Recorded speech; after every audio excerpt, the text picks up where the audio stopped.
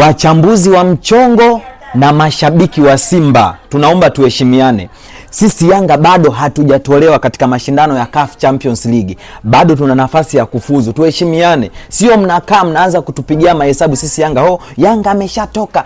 Yanga bado hatujatoka. Nimepita hapo nimekutana na mashabiki wa Simba.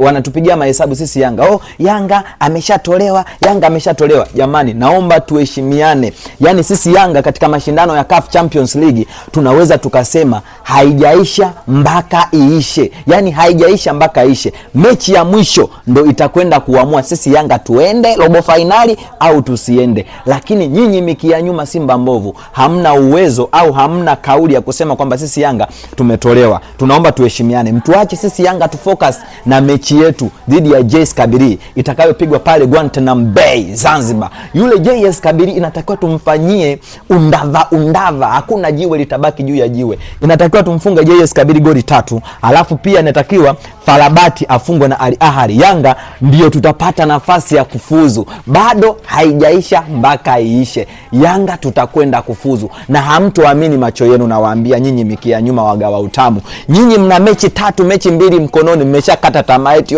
sisi Simba tushatoka. Sisi Yanga haijaisha mpaka iishe. Yaani haiishi mpaka iishe. Kwa hiyo tunaomba mtuache.